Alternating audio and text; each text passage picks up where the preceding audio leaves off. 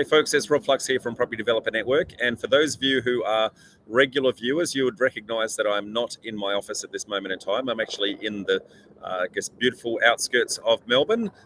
So lucky me, get to wake up to this sort of view every single morning. So going to try and run the show from here.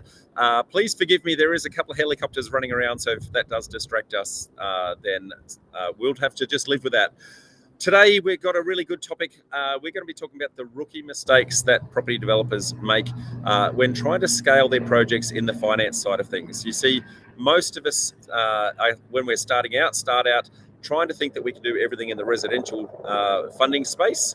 And then we get to this point where we start to get some glass ceilings. And when we get to that space, we want to start to deal with full-time commercial development funding with professionals that are, specialists in this realm. And to that end, I'm going to invite in Dan Holden from Holden Capital. So Dan, welcome to the show, mate.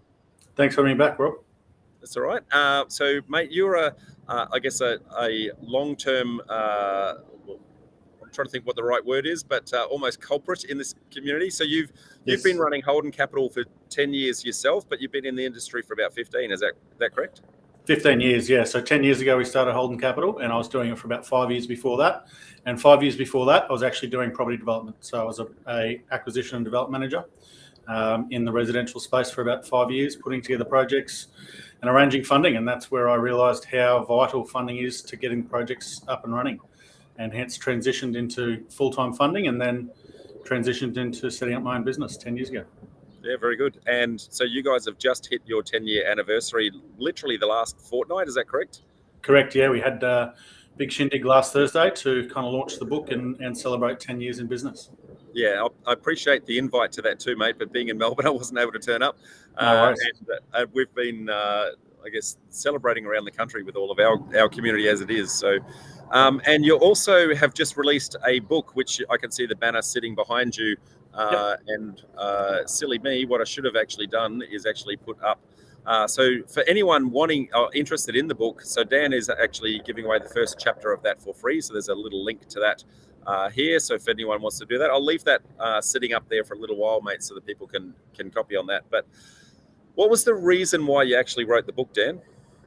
So I started it quite a few years ago, and it was simply because there was nothing there like it, and it was something that I wanted, for myself. So I guess necessity is the mother of invention. I thought, started a couple of years ago, like 4 or 5 years ago, and wrote kind of the bulk of it within about 6 months, and then revisited it towards the end of 2020, and then it actually took a year to get edited by the time we went through 3 editors. And so now it's finally ready. It's being released on Audible next week, so you can listen to it while you go for your morning walk.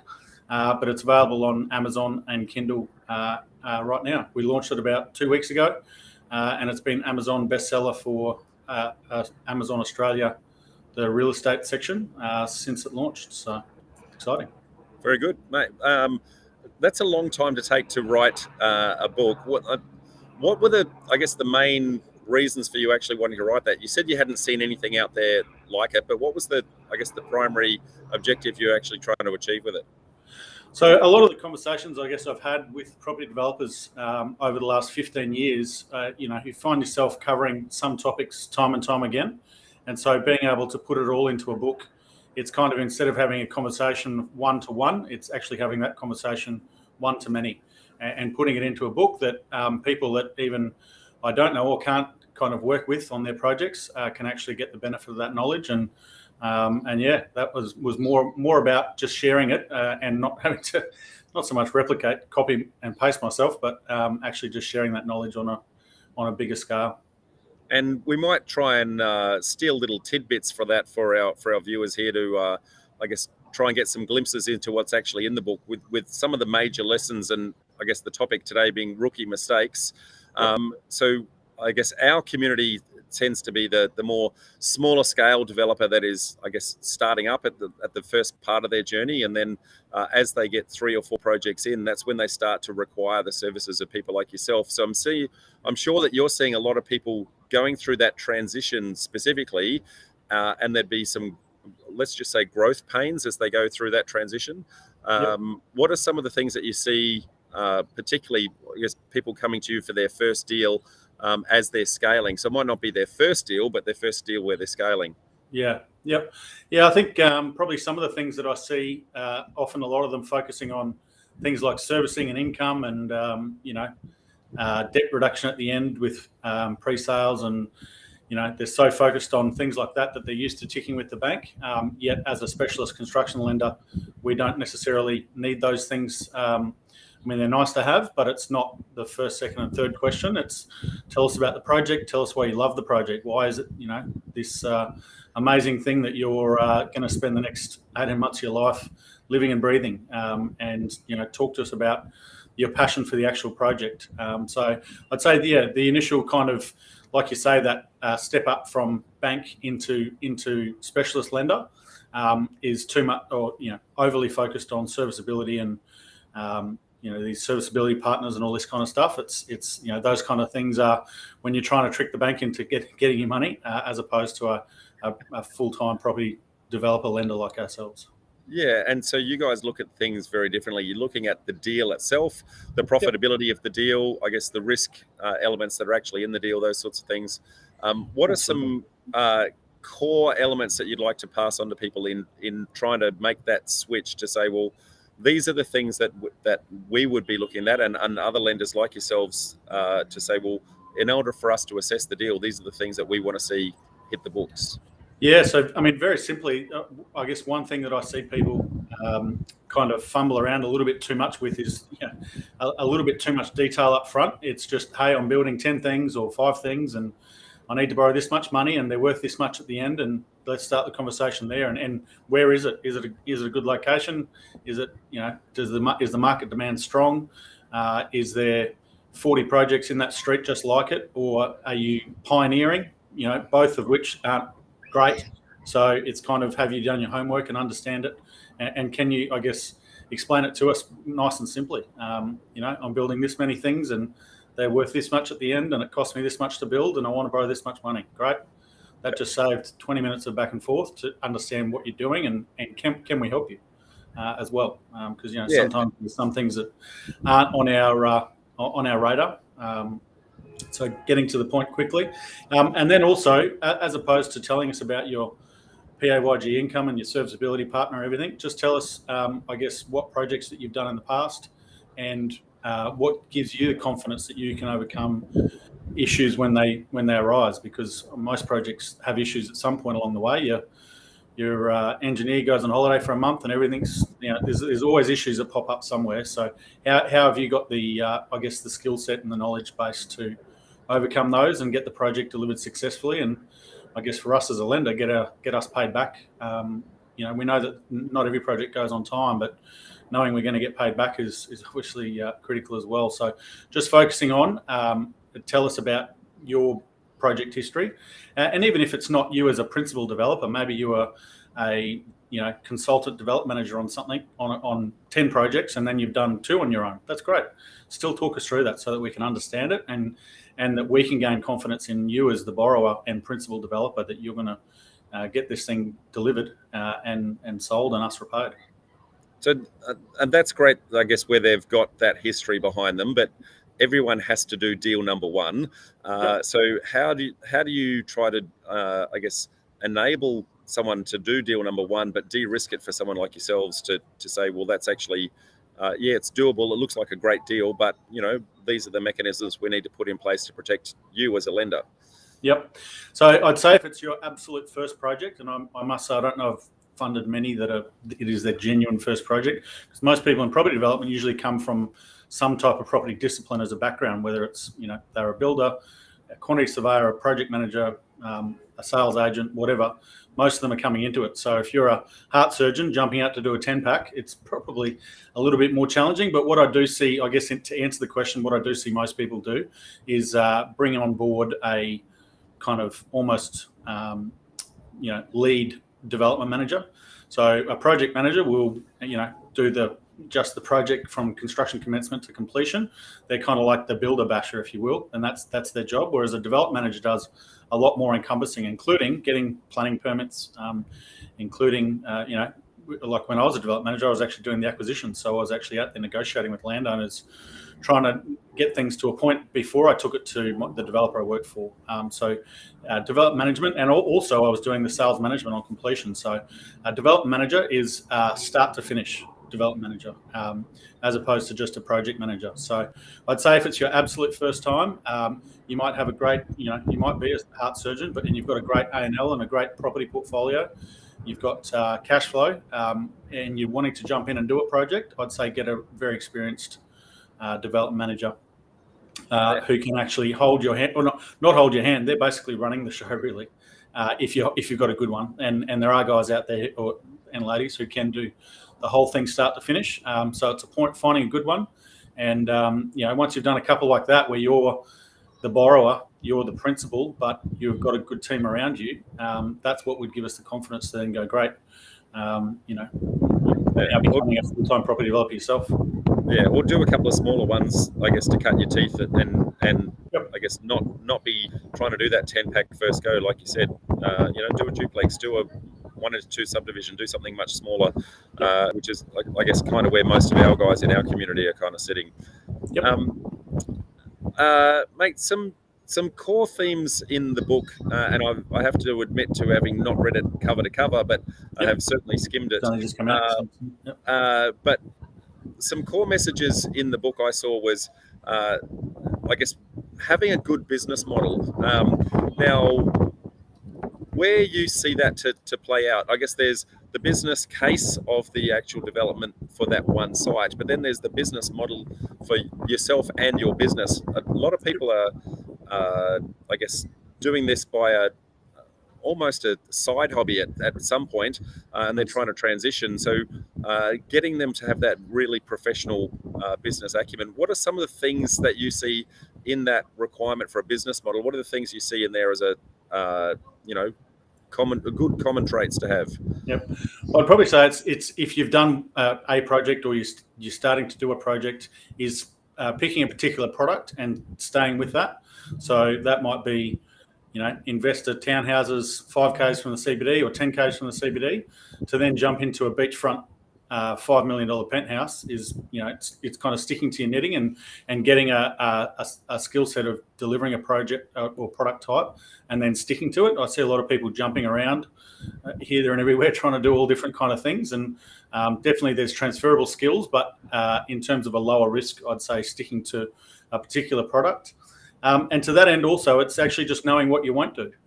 Knowing that you won't do a beachfront $20 million weekend house, and knowing that you won't do rural land subdivision, knowing that you won't do NDIS, eliminating a few of those things helps you immediately in your acquisition kind of process to go, well, I know I'm not going to touch that because it's in Townsville. I know I'm not going to touch that because it's in Melbourne. I'm going to stick to this because I can drive to it. Having those little kind of filters, I guess, to be able to know what you don't want to do. It's not to say you won't. It's just to say at the moment, particularly if a lot of the viewers are just starting out, you want to stick to what you can do. And then in terms of a business model as well, I'd say it's probably knowing what you won't do, and then I guess also having a business model that what is your exit, and I see quite a few developers who will build and keep some of their product. That's great. It's creating long-term cash flow. It's showing that you've got pride in the product, and it's showing that it's I guess something worth investing in, as opposed to it's not to say you have to do a project that's so great you'd want to live there, but to build a project that you actually want to keep long term, that's a nice bit of kudos. So I think in terms of that, is there a business model that you're just building it to make $500,000 or $1 million a year and pay tax on that, or are you building it to generate wealth? So I think that's very important as well. And I think also in terms of having a business model that has an acquisition strategy in there. If you're just buying things out of prime site when they're listed on the market, and you're going to pay the top of the market for every site that's listed, it's going to make it pretty tough to get some really juicy projects in there. So how are you actually getting the projects in the top of the funnel? Is it are you on speed dial of the local agents in that particular area? Are you talking to them regularly, finding out what's available, Are you having cups of tea on people's balcony front patios to tie up a site before it hits the market? Having a strategy that you've got, hopefully that worked for you, or is what you've decided to stick to, so that you're not just buying things at full market value on market and competing against other people, because that really means that you've paid the most, which that's great, but it also probably means that you're outbidding someone to take on that project, and potentially there's issues there. Yeah, well, you're making everything skinny. So most of what you've said there, mate, fits 1,000% into everything that we push our guys in to do. We're telling them to stick with one strategy and then start small and start to scale. We're telling them to stick with one area and start to become area experts in all of that. So everything's kind of, I guess, the same methodology. So it's good to see that still translates even at that higher scale. I guess there was another phrase that I saw in the book where you're talking about repatriating capital. Now that's a term that a lot of our guys won't have actually heard about. So we're putting capital into a project, then we want to go into the next project and we want to kind of pull that out, but we haven't necessarily completed this project. So do you want to talk a little bit around repatriating capital and how that helps you to get momentum, I guess, between projects? Absolutely. So in terms of the cost of capital of your equity in a project, if you're putting in 20 or 30% of the total development cost, which is your equity, your capital, that should have a particular IRR hurdle for you to hit. Now, most of them should be 60, 80, 100, 150, 200% IRR. As in, if you're putting in $1, how much are you getting back? Assuming if you just sold it all. Obviously, it's different if you're going to keep some. And so when you're putting money in up front at the project commencement, all of the planning costs, the deposit, all of those costs, and then when you settle, you've probably got nearly all of the money that project requires invested in the project at that time.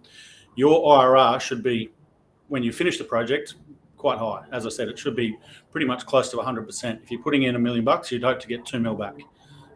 They're the kind of metrics that most projects should be working on, particularly if you've got good funding. And as I said, 80% of cost is what we lend on. Banks are sometimes 70% of cost, is how you approach it. In terms of repatriating capital, it's when the project is de-risked and further progressed, is then bringing on a further extension of the capital stack so that you can pull that money out. Now, in some cases, that might be 10% of your 20%, so you're topping up your debt piece to 90% of cost.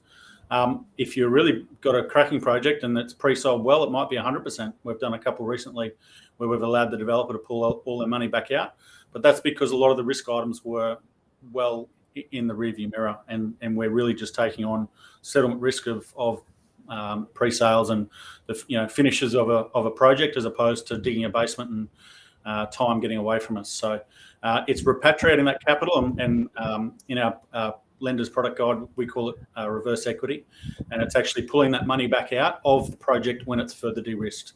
Trying to bring on external capital at the start, you're going to have to give away profit share or something, or really high return, and so a lot of that stuff we do at particularly if we're the first mortgage lender, we can do it by only increasing the interest rate about 1 or 1.5%. So if we do first mortgages at, say, 7.5% per annum at 80% of cost, we might kick it up to 90% of cost, and it only increases the interest rate by about 1.5% on the total capital stack. So being able to pull that money back out, as I said, if you put in $1 million to pull out $500,000 and then put that into the next project, or not so much into the next project, but have available as capital, so you can be paying deposits, getting planning permits underway, all of those early phase project costs with your own money. Because trying to get other people to pay for those things when the risk is so high, that's when you're going to have to give away most of the fun, really, to get somebody excited to come in and do that. So why not get them involved in projects when the risk is less, it'll cost you less, and then you're repatriating that capital back into your project pipeline so that you're getting the next project shovel ready. We've worked with some developers. The moment they're kind of shovel ready, as in under construction, they've pretty much got bugger all left in the actual project because they're using other people, sophisticated lenders like us to come in and pretty much fund most of the project for them.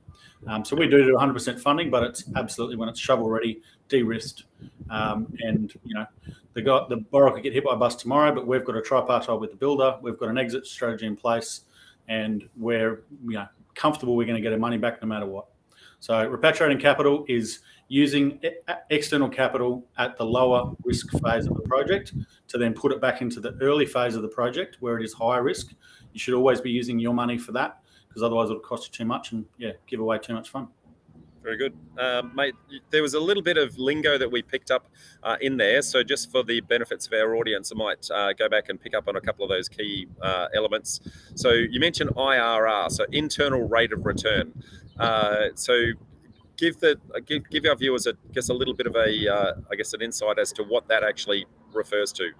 Yep. So if you put $1 million into a project and it takes you 2 years to get it back at the 2 mil back, your IRR is more like 50%. But if you can do that within 12 months, your IRR is obviously 100% or higher. And likewise, shorter projects. And so that's why a lot of the projects we fund are actually short phase projects, being 6, 9, 12-month builds, as opposed to 6-month digging a basement, 20 stories of slabs and 2 or 3 year build times. So the shorter the project, the more likely you are to get a better kind of IRR. If you've got a 20% return on cost project that takes you 12 months versus 2.5 years, you would hope that your IRR is better on that shorter project. So IRR is money in, but time value of money and how long it takes to get it back, your principal and the profit. Yeah, so annualizing your profit returns back to, I guess, an annualized value, which is a great way to compare two projects that might be of a different size and a different time duration to be able to go, well, how hard is my money actually working, by being able to compare it against, I guess, the same 12-month period, irrespective. Absolutely. And like I was saying before, if you're putting in 20% of TDC, I've obviously seen people whinge about paying 15 or 20% per annum for MES or top-up money, but your IRR should already be 60, 80, 100%. And then if you bring in money from us at 15%, your IRR is probably more like 140% per annum. So it should actually turbocharge your return because you've got less money in the deal and you're still getting all of the profit. You're just paying a coupon on our money. So the IRR for you should be, if you're paying 15 or 20 for our MES top-up piece, that should boost your IRR from 80 to 160. Yep. So I guess it's trying to boost the returns for your cash on cash element. So and like we were saying before, actually repatriating that capital back into your project pipeline so you get the next one up and running. Now, you mentioned, I guess, when you're trying to repatriate that money and you're rolling a project, your cash over into the next project, that the cash going in at that point is at a higher risk at that early stage. So you've got, I guess, a concept of a risk curve that you actually do with regards to the project itself and different stages of the project. I've got that all demonstrated in the book there, yeah. Just talking about how high risk it is paying deposits and, putting in planning applications, particularly rezoning plays and things like that. It's very high risk. And you see a lot of people, projects falling over at that stage. So to try and get an external investor investing at that stage, you've got to give away, quite a bit to get them interested. If they're, a commercial lender like us, obviously there's the triple F capital, as we call it, friends, fools, and family. If you want to go and hoodwink one of them, go for it. But as I say, it's many times it doesn't go ahead and you burn your dough. Yeah, well, hoping not as many fools in there, but yes, friends and family certainly go a long way. People that know, like, and trust you is how I prefer to refer to that. Yep. Dan? There's a chapter in the book on that. I'm probably not as polite about it, but it's called Triple F Capital for a reason. Okay, fair enough. I guess, what are some of the bigger issues that you actually see developers coming in when they're lodging an application with yourselves? What are some of the bigger elements that you see with why they don't get across the line with you? I'd say why they don't get across the line, probably people. I'd say sometimes it's because people aren't passionate about the project. They just think they're going to make money because they bought it and they're going to sell it for more. They're not really excited about it. As I say, they bought it on market, paid top dollar, and they're just hoping that, because their mate at the barbecue on Sundays are doing property, that they're going to have a crack and they're going to win too. Not every deal wins. I know some developers that have unfortunately lost money on projects, and if 4 out of 5 make a profit, fantastic. 1 out of 5 possibly won't, particularly at the moment with construction costs going up. Thankfully, the revenues are going up at similar or higher pace, but I've seen quite a few people over the years who have unfortunately walked away with just the money they've put in back in their pocket and on to fight another day. That's part of the landscape that you play in, I guess. So yeah, I think it's probably just not having enough real, proper reason for doing the project. Making money, as Henry Ford said, a business that only makes money is not a good business. So a project, if you're doing a project just to only make money, as opposed to you're doing it because you've done some in that area, you're building them to keep them long-term rental, something different that actually gives it a bit more, reason for you doing it. I'd say that's probably one thing, and you see that so much with people doing, helicopter developers. They're from Melbourne doing stuff in Gladstone and Townsville, and you go, mate, why are you doing it? Oh, well, because we bought it here, and it's not, it's one thing if it fits their business model, but you see people doing it that doesn't fit their business model, and you get a little bit concerned. Absolutely. So you touched on a couple of elements there with regards to building costs going up, and also, I guess, the market, accelerating at quite a big pace. As a lender, you're going to be very cognizant of what's happening in there and have your feet, very low to the ground on that. Yep. Everyone is kind of talking about it, but what's your take on where both of those things are going? So we've seen construction costs go up at a pretty decent pace. Thankfully, that's why we've got project contingency to help negotiate with the builder and keep them on track and on site and pushing ahead. We are seeing it starting to plateau a bit. There's still some builders taking advantage of it, quoting very high, and if you quote on 10 jobs and win 5 at a really high rate, you're still ahead. So we're seeing a few builders kind of, I wouldn't say gouging, but they're just taking advantage of the space that they're in. Luckily in terms of revenues, we're seeing them go up, 15, 20% higher in a year. Construction costs have gone up, but if you look at construction costs as a slice of revenue, it's, it can absorb that. As a lender, it definitely has concerned us for a little while. Thankfully, I guess that's where you want to back the right sponsors who have either appropriate balance sheet that they can pull from resources and cover those costs, or that they've got other things in their balance sheet that we can then actually cover those costs, which we've had to do on some projects, actually put in more money to solve the problem. And so, I'd say at the moment we're seeing construction costs probably stabilising a little bit or just not going up at the rapid rate they have. But we're also seeing revenues go very strong. Particularly at the moment, what you're seeing is a lot of people, taking advantage of that and wanting to get the project up and running and built without pre-sales. Hence, they come to a lender like us, and that allows them to sell the product when it's complete, let the buyer walk through and get excited, get emotional, pay top dollar. And that's how you maximise profits as well. Whereas locking in a pre-sales too early, you end up, and we've seen there's street talk about a few projects they've had to actually cancel the pre-sales and burn buyers because their costs are now well in excess of their revenues and they can't deliver the product. So, overall, I'd say it's stabilising. Pre-sales is a delicate balance between risk mitigation and maximum return, and understanding which direction the market is going. If you pre-sell in a market that's going down, you're probably protecting your downside.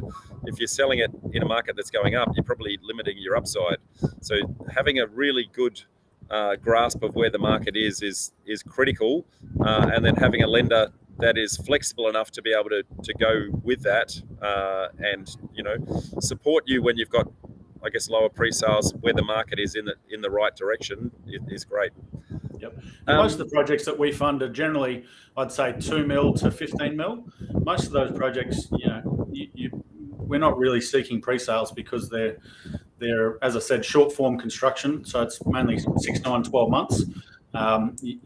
quick in and out, and you're not waiting 20 months for a slab pours up 30 stories. The market shifts a lot in 3 years as opposed to just 12 months. Yep, absolutely. So what are some of the keys that people can start to learn to read that market for themselves, Dan, so that they know whether or not to take that punt on the pre-sales or not? I don't know. Crystal balls are pretty hard to come by, but my thought would be yeah, exactly. My thought would be that if your product is good and you know the project makes sense, that, as I said before, that there's not 40 in the same street of the projects that you're trying to deliver, and that you've picked a bit of a gap in the market. As I say, that's not pioneering, and I'd say why not just go for it? Like, if you've done your homework and your research and your data's right, you should be able to build it and sell them when it's completed, and stage it and get the buyers in there and get them excited and get top dollar for your product. Your product should sell itself, not need to be sold via closed seminars. Anyway, getting off topic. No spruikers in the room, I promise. So what are some of the things that people can look forward to seeing in the book, mate? So you've got, I guess, some checklists and a couple other things in there. What's some stuff that actually will make this thing fly off the shelves? Yeah, so I guess we talk about the having a business plan that actually kind of is replicatable, understanding your capital stack so that you can be bringing in external capital at the right time, at the right price. Preparing the presentation to the lender. So there's a bit of secret sauce in there in terms of giving away, I guess, a little bit about what we do as a brokerage firm as well. It talks a lot about joint venture and acquisition strategies. When you should do a joint venture, when you shouldn't do a joint venture. Why do you need somebody else in there holding the steering wheel with you, or are they a passive joint venture partner and they're in the back seat? That's great. Setting out those expectations up front. I've seen a lot of joint ventures kind of not do that and go bad. It's joint ventures quite often a fair bit of a marriage when you think about it. And you're marrying that person for the next 18 months, 2 years. So make sure you've got expectations set out clearly. And then towards the back, it's just more about I guess case studies that I've seen. There's a lot of download checklists, templates and all that kind of stuff. Towards the end of the book, it's a lot more about just things that I've witnessed over the last 15 or 20 years. So it starts off pretty kind of, I guess, black and white and a little bit textbooky, which, it's finance. It's a bit of a black and white topic in some regards. And then towards the end, it's a little bit more colour, a little bit more interesting read, and talking about, different I guess, concepts of projects and different things that I've seen over the years. Now, you mentioned joint ventures there. I'm assuming that you're talking about joint ventures with landowners and the like. I'll cover that. And also joint ventures where it's, you might partner up. Plenty of developers who do the acquisitions and sales partner up with a builder so that they're a single, vertical integrated team. There's many different shapes of joint ventures. And yes, I talk about land development agreements. I talk about delayed payments to landowners. I cover all of that stuff because, there's... even at the bigger end of town, you still see a lot of that going on. So it can be done, but it should be done well with that, setting out the expectations up front. I guess I talk about syndicate raising. I talk about, all of that stuff is covered. Well, I guess in the end, especially at the bigger end of town, I see it with, the lend leases and the like. They do a lot of stuff where they keep the landowner in the deal for a very long time because cash flow is king. Absolutely, yep. Even delayed payments. Yep. I organised a land development agreement as such for a client of mine. It was 1,200 land lots, and we just take on each stage as we're ready to deliver it. So the actual, the farmer holds title to the property until we're ready to turn it on. So we've been delivering that over the last 6 years and still pumping ahead. But we didn't have to balance sheet the whole. Can't remember how much it was. Probably 30 or 40 million buck acquisition. Instead, we delayed payment and negotiated that. Took a while to negotiate, but we got there. We're just actually coming week, about to settle the next stage of construction. So, they can be done successfully. We cover all of that in the book as well. Very good. Now, mate, I'm going to change angles because the sun is just setting over here and it's just smashing my my eyes. So let me just adjourn momentarily. This is just to prove to everyone that it wasn't a virtual background. I got accused of that the other day, Dan. So that's much better. Any passing comments that you'd like to say for any of our viewers, like, as they scale? What are the any last words that you kind of want to throw to them? And then what we'll do is we'll go to the audience and see if we can get some live questions from them. I'd say it's just, I don't know. As I said, having the business plan, probably the key would be knowing what you don't want to do. I see too many people just jumping at shiny ball syndrome and, oh, look at this, look at this, look at this. Just pick one thing that you can do well and do it over and over again. Don't have to, don't have to have your name on a big crane in the CBD there. You can still make good money and have a good business model that flows along in a fairly comfortable and measured fashion. You don't have to take on the world. So that's my parting comment.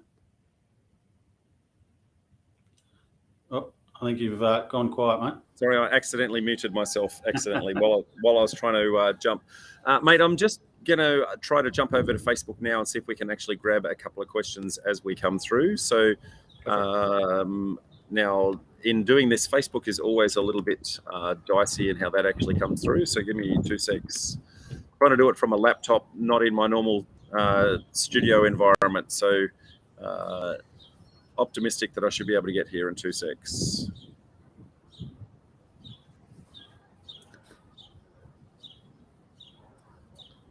Sorry, mate.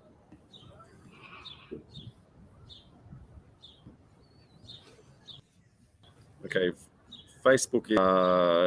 Okay, so I've got a couple of comments coming through. So got some comments.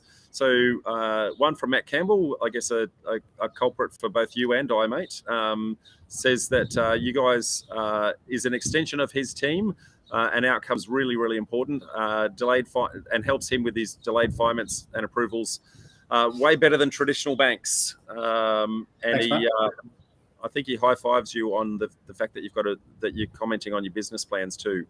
Jihan's got a question here. So how do you tackle situations where your team has sourced a land acquisition loan successfully, but when a DA has been approved 3 to 6 months down the road? So I think we generally approach that as if it's got DA, we'd traditionally be at about a 65% LVR lending on the land.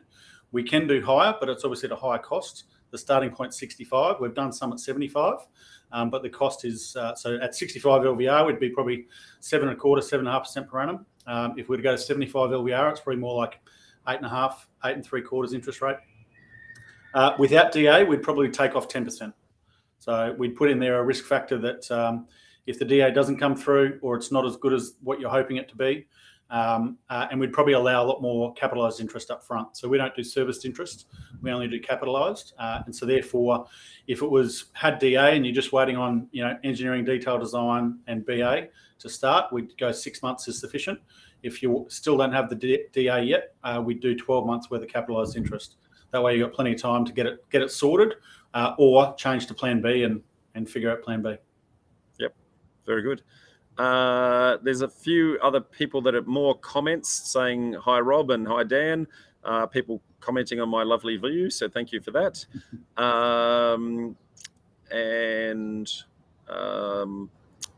Todd's got a question. So Todd says, "G'day Dan, what's hot in the market at the moment, and what do you see trending in the future?"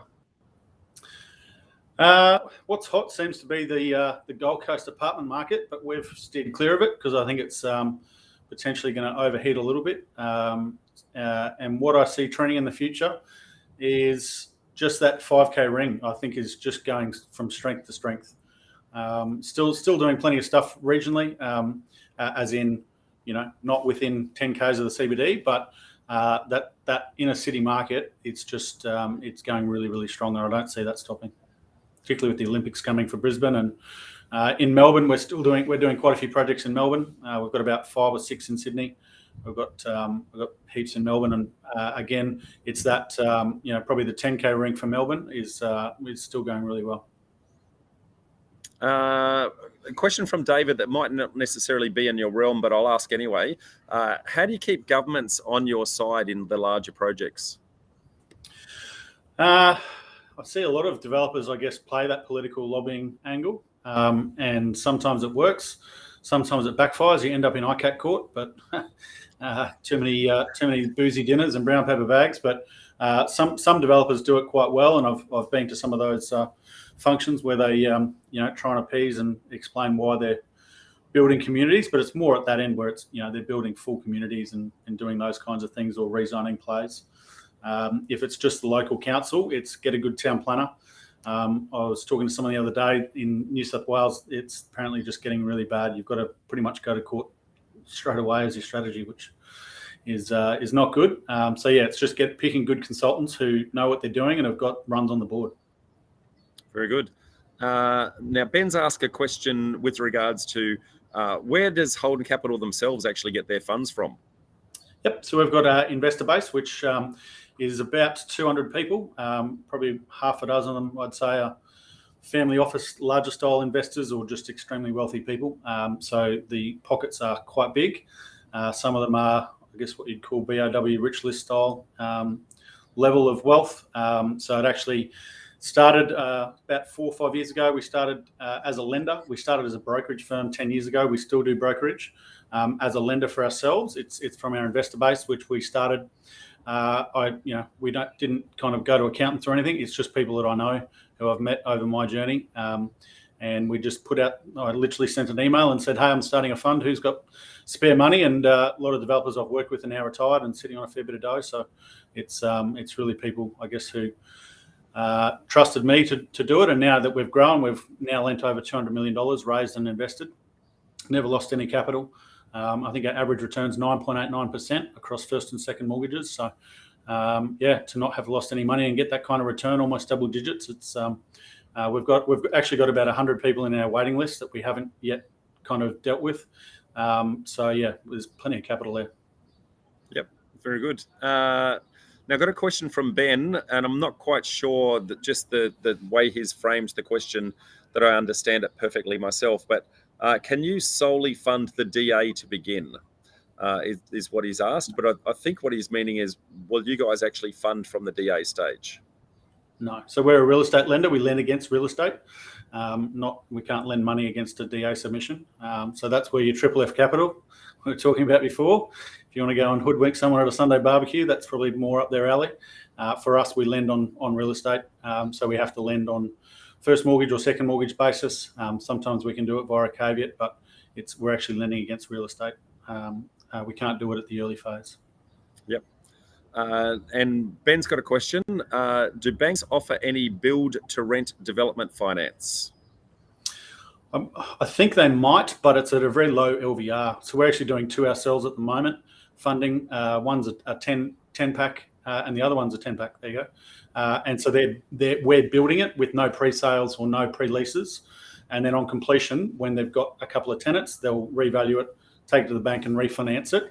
And so we're just doing those just for the construction phase, and then they'll refinance it to a bank when they've got tenants in there paying rent.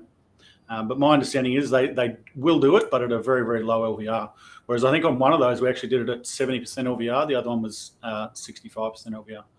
And the bank will take it on completion when it's rented and no construction risk at that 65 or 70 LVR, but they won't fund it during the construction phase at that high LVR.